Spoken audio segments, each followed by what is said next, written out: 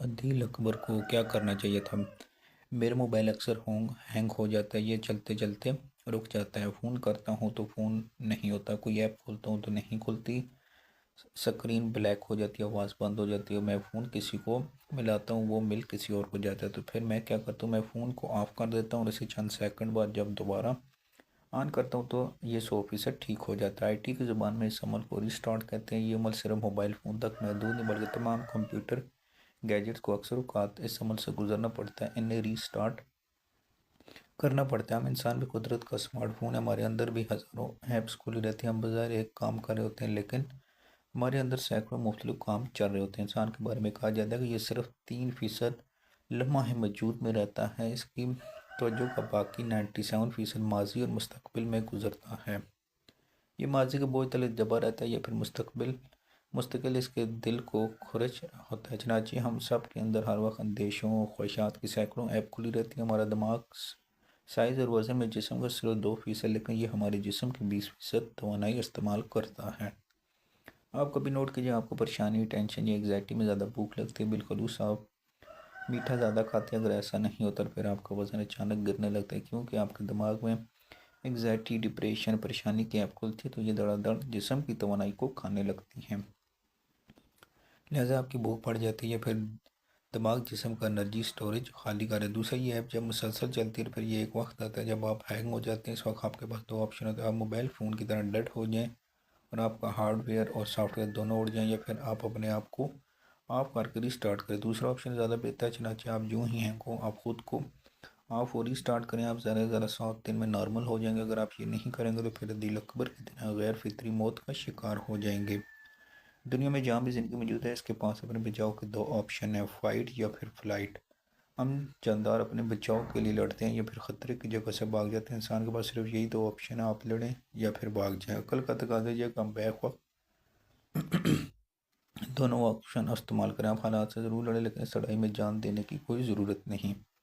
दुनिया में मरना कोई कमाल नहीं, ये कोई पादरी नहीं। बहादुरी तमाम तर मसाइल और चैलेंज के बावजूद ज़िंदा रहना और भरपूर ज़िंदगी गुजारना है। चनाचे हम हर जंग से पहले अपनी लड़ाई की हद तय करनी चाहिए। जो ही हम इस हद तक पहुँचे तो फ़ौरन हथियार फेंकें और भाग जाएं, क्योंकि हम जिंदा रहेंगे तो हमारे दोबारा लड़ने और जीने के चांस होंगे।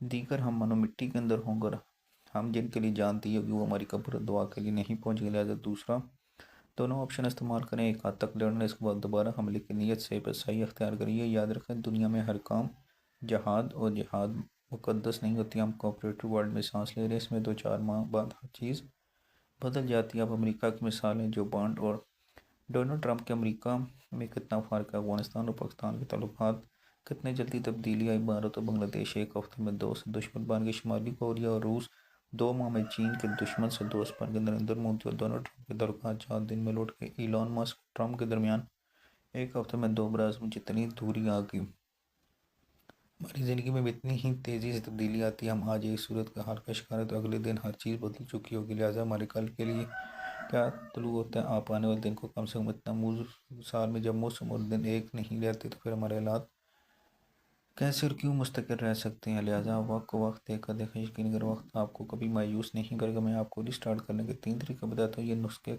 आजमूदा और इनका रिजल्ट भी 100% आप इन्हें आजमा कर देखें, ये आपका कारगर साबित मेरी दुआ कीजिए। नुस्खा नंबर 1, छुट्टी। जब आप किसी सूरत हाल का शिकार हो, नौकरी में उलझ जाए, फिर बास हिटलर लेकर आए, वर्क लोड बढ़ जाए, घर में कशीदगी हो जाए, मुकदमाबाजी हो जाए, प्रॉपर्टी पर कब्जा या लड़ाई हो जाए, फ्रॉड हो जाए या किसी बीमारी में फंस जाए तो आप फौरी तौर पर छुट्टी ले लें।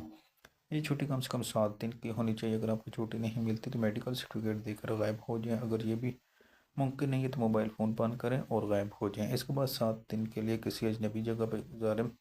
आप किसी पहाड़ी या समुद्री मकाम में चले जाएं, वहाँ किसी दोस्त या जानने वाले से रब्ता न करें। मोबाइल फ़ोन और लैपटॉप हर किसी इस्तेमाल न करें। रोज़ 3 काम करें, सुबह 5 बजे उठें, लंबी वॉक करें, हल्का खाना खाएं, रात 9 बजे सो जाएं। मोबाइल फ़ोन इस्तेमाल बिल्कुल ना करें, किताबें पढ़ें, लोगों के साथ गप लगें, इन्हीं के खाने खाएं। आप अल्लाह के करम से 7 दिन में नया जन्म लेकर वापस आएंगे। ये वो नुस्खा जो दुनिया के तमाम कामयाब लोग इस्तेमाल कर, बिल गेट्स ने जंगल में लेक के किनारे एक घर बना रखा है। यह हर माह 3 दिन के लिए वहाँ चला जाता है। इस घर में कोई मॉडर्न गैजेट नहीं है, वहाँ कुदरती ज़िंदगी गुजारता नहीं बन के वापस आता। आप ये करके देख लें। नुस्खा नंबर 2, आप किसी शहर या जॉब में फंस गए, दफ्तर का मुतज़ाबी या टास्क आप नफसियाती ज़हनी या जिस्मानी लिहाज से बीमार हो जाएगा, तो आप पहले निभाने की कोशिश करें। अगर कामयाब हो जाए ठीक है, वरना दिल मजबूत करके छोड़े। तलाक लें, नौकरी पर लात मारे, गाँव शहर मुल्क छोड़ना है तो फ़ौरन छोड़ दें। आप याद रखें, आप अम्बिया कराम से बड़े नहीं। ज़्यादातर अम्बिया कराम को अपने कबीले, ख़ानदान, वालिदैन, दोस्त, सबब बीवी बच्चे छोड़ने पड़े। शहर से भी हिजरत कर पड़ी। इनकी ज़मीन जायदाद और कारोबार भी ख़त्म हुई है। लोग जब अल्लाह ताला के करीब और मदद के बावजूद गिव अप पर मजबूर हो गए, तो फिर आप, मैं और हम क्या चीज़ हैं। जब दुनिया के तमाम बड़े कामयाब और फातह वतन ख़ानदान छोड़ने मजबूर हो, तो फिर आप और मैं किस खेत की मूली हैं। आप हमारे सामने भुट्टो ख़ानदान चला वतन हुआ, शरीफ ख़ानदान 3 मरतबा इक़्तिदार से निकला, दरबदर इमरान खान आज जेल में पड़ा और जद में शरबी आखिरी वक्त मुल्क से बाहर गुजारने पर, तो फिर हम क्या करना चाहिए। आप सन ज़रूर फ़ौरन लें, आप बच जाएंगे। आप ज़िंदगी भी बदल जाए। आखिरी नुस्खे, ये कहानी आप इस कहानी को लिख कर सामने लगाएं। ये ज़िंदगी का मुश्किल वक्त में आपकी मदद। बादशाह ने कैदी को सज़ा मौत सुना दी। कैदी ने बादशाह से 2 मिनट मांगे।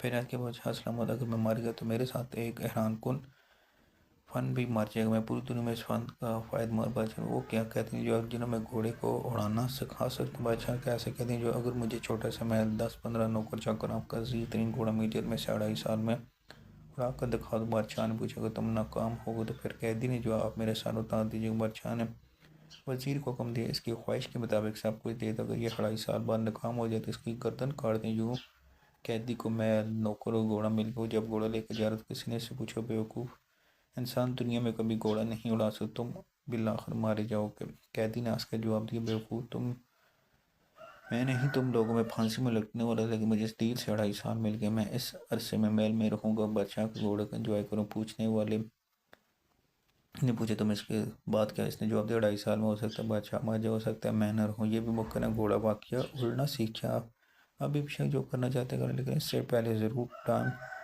बाय करें। हो सकता है आपको तकलीफ देना मर जाए, आपका भला हो, या फिर आपने जो वाक़या वकाश दिल को ये तीनों तकनीक मालूम होती तो आज वो ज़िंदा होते।